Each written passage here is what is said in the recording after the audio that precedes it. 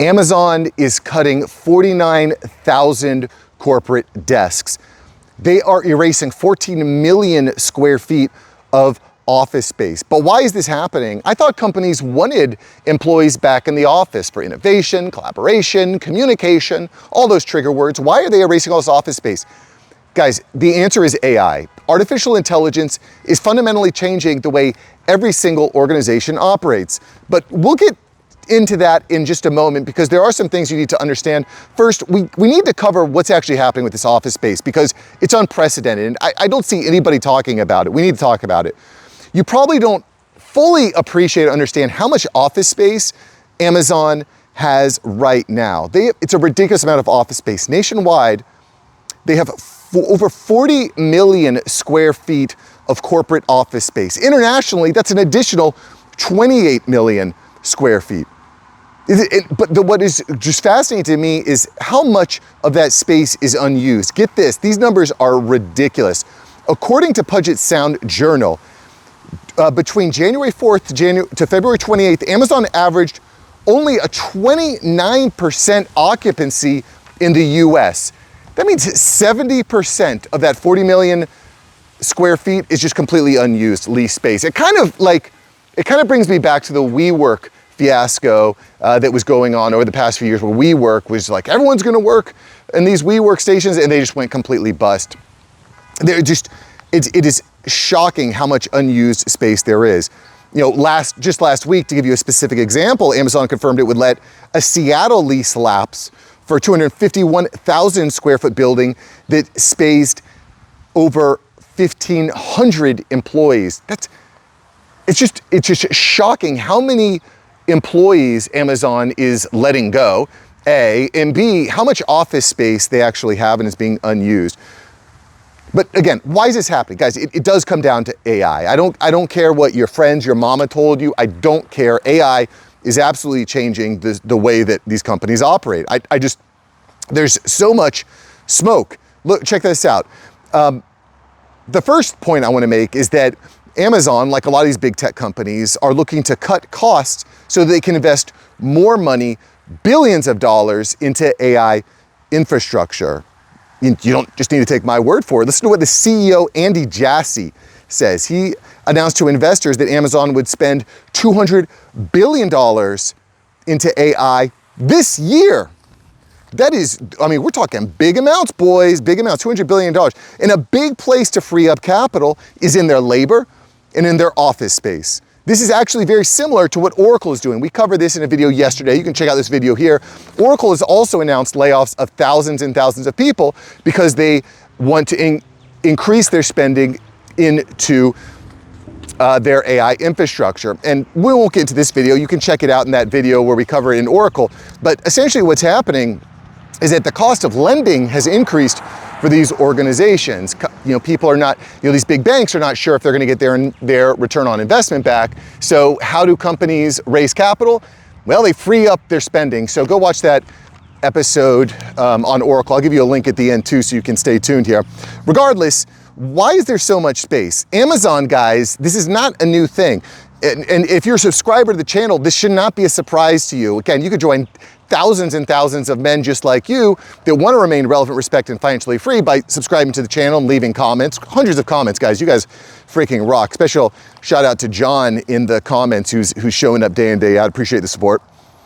Anyway, Amazon is firing people not just to free up capital, which we've talked about, but also to replace those roles with AI and automation.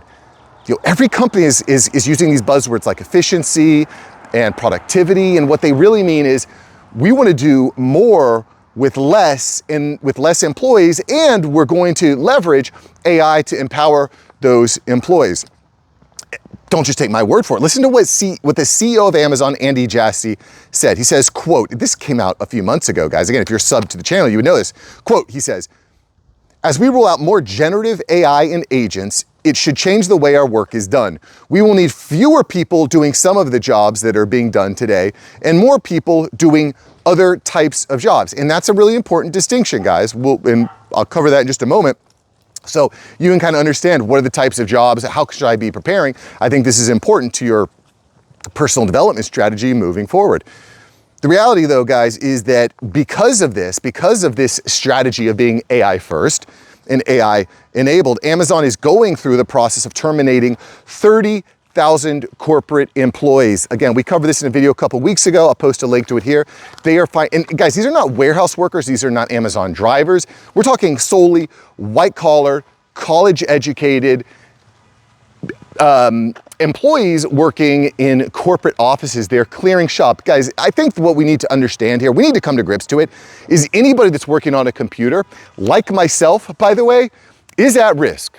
The job that you're doing now is fundamentally going to change. And listen, I've been using AI for years now. I've used it in a lot of different ways, but one of the things that I haven't really jumped on full steam is AI agents and automating workflows. I've done some automation with Zapier, and there's some videos on the channel where I talk about like using the OpenAI API to connect to Zapier, to connect to other like forms and stuff, to do some kind of neat things. But you know, what I'm talking about now and what I'm working on now with one of the SaaS companies I do marketing for is let's set up a Claude co-work interface that connects to all the different parts of the tech stack, like Slack, like Google, like HubSpot, and how can we leverage all that data coming in to create a better result on the marketing wing. I'm responsible for marketing, and I'm actually pretty excited with what we're doing. We've brought the company from 3.2 million ARR to about we'll probably be at 3.8 million ARR this upcoming Monday when we do our review. But anyway, AI is a big part of our strategy of how we explode our productivity moving forward.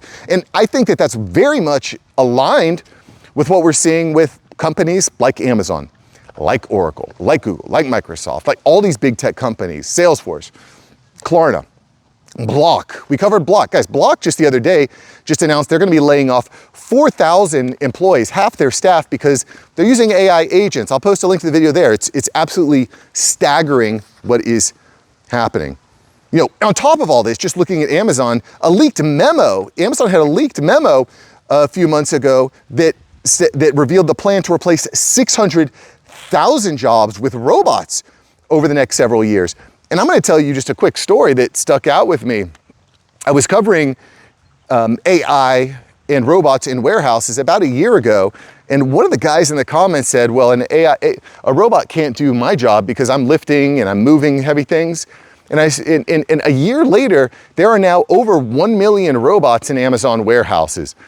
I don't know where that dude is today, but I'll tell you what, every job is just being fundamentally changed, period. I don't know how else, I just don't know what else or how else to say it. It is happening. Now, it's also worth noting that Amazon has plans to add 1.8 million square feet of office space this year. It's unclear where that will be. It hasn't been officially announced. Now, I think one thing that's at least worth mentioning is historically companies like Amazon and Meta, Tesla, a lot of these companies traditionally have been on the West Coast, California, Washington State.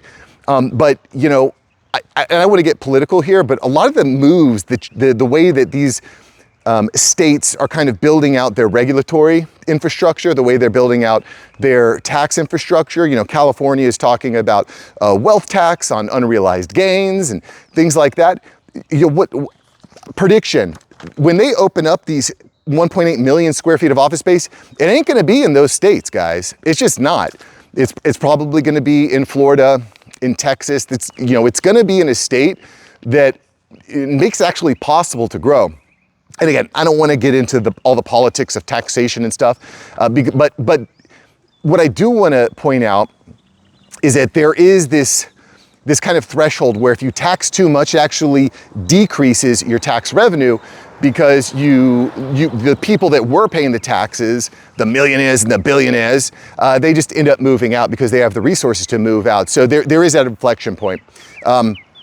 Regardless, I think that's something that's interesting to at least explore as Amazon starts to say, hey, we're going to close down all these office spaces and we're going to shift to these other office spaces. Now, if you're thinking to yourself, holy crap, this is happening, everything's changing, Andy Jassy, the CEO, in a press release did give some tips. And I wanted to share these tips from Andy because they really line up exactly with my thoughts on these matters. So he gives this idea about AI agents. And he says that AI agents will act as teammates. They're gonna handle the basic work. They're gonna handle that, entry level work, and they're gonna let the humans focus on strategy and invention. And I totally am on board with this. Like, AI agents are gonna be handling the grunt work, and then you're gonna be handling the higher level, higher concentration, more strategic work, right? And you're probably gonna be using AI to help you out with that, right? And this really lines up with a conversation I had with the CTO of the SaaS company that I'm working with on their marketing. He said, he's a software engineer, brilliant dude. He's had exits from a few different companies. I think 3 companies he's exited. And we're talking, and he says, Mark, I don't write code anymore. I just don't write code anymore. I have AI agents. He's using Claude to write code. And they have, we have an enterprise Claude account. Anyway, he's using Claude to write the code, and then he integrates the code and he works with the programmers on the team to fix bugs and stuff like that. He says, I don't write code anymore. And what was interesting to me, this is kind of like a new problem that hasn't been explored yet, is what he told me is that he said writing code is easy. And that was kind of like his busy work. It's kind of like, when you just kind of want to relax, you write code, right? That's how he saw it. And what he told me is that now he has this almost mental fatigue because he doesn't have this time where he's actually sitting down, relaxing and writing code. All of his time is spent doing this high level, strategic, upper level type of work. And so anyway, it's an interesting new kind of problem. The problem that he's facing now is not time, it's the mental load. So how do you keep your brain fresh? How do you keep your focus aligned for long periods of time? This is a kind of an interesting problem, and it's impacting his hiring decisions because people hire people to solve their problems. If the problem is not time, AI is taking care of that. Well, how can he hire the right people to offset that mental load? Interesting. Okay, the next piece of advice from Amazon CEO Andy Jassy is to, quote, be curious about AI, educate yourself. Use and experiment with AI whenever you can and figure it out. And I've been kind of preaching this for a while. We got to learn the tools. And the best way to learn is to jump in and do. If you're at any organization now, whatever organization you're with now, you should, in my opinion, be discussing with management, discussing with leadership, discussing with people on the team, how can you use AI to do your job more effectively and lay out a plan. And this is what I did this past week. I went to the leadership at this organization. I said, these are some of the AI tools I want to use. This is how I envision it working. This is how I want to test it. This is what the budget will be. Boom, done, approved. And now I'm diving into Claude Cowork and integrating it with some of the tech stack to improve our marketing, our communication, our comms, et cetera. And then the next thing he says here, Andy Jassy says, quote, those who embrace AI will be well positioned to have a high impact, end quote. Guys, that's the key. That's the key. How do you position yourself? Because when you're at a company that's saying, we need to streamline office space, we need to cut down our expenses, where are we gonna do that? We're gonna look at our staff. Guys, if you're subscribed to the channel, you know this is happening. Companies are clearing out staff, okay? They're just doing it. And what they're gonna be doing is they're gonna be looking at the team and saying, who are the guys, who are the girls that are innovating? Who are the people that are actually using these tools? Who are the people that are implementing these tools? Who are the people that can get more done in less time? We need that guy. If you're the guy who says, AI is trash, not gonna do it, not gonna test it, I don't know how you kind of argue your case to your boss that you're gonna be relevant. It's kind of like, I was watching You Got Mail the other night with my wife. You may remember. It's a 90s movie about how this couple meets over the internet. And Meg Ryan, the female lead in the movie, has a boyfriend. And the boyfriend is anti-computer. He doesn't like computers. He doesn't like email. He likes his typewriter. Long story short, Meg Ryan leaves him, goes with Tom Hanks, okay? And not because of the typewriter thing, but I think you can see the idiom here, okay? The correlation here. This is what I'm trying to say. If you're the guy in the office that's stuck on the typewriter, it's gonna be hard for you to compete in a world with computers. And it's the same thing with AI. If you're the guy at a place, at a workplace, with clients, with customers, and you're not using AI, you're not using agents, it's gonna become more and more difficult for you to compete with the people that are using AI agents. Agree? Disagree? Put in the comments below. Appreciate you guys watching. Have a great day. Make it a great Sunday. I'm off on Sunday. I'm here 6 days a week bringing you the freshest AI news and strategies. I will see you tomorrow if you like, see you on Monday if you guys like this video. Check out yesterday's video where we talk about why and how Oracle is laying off employees to free up capital. Huge, huge, huge story. Go check it out. See you there, guys. Peace.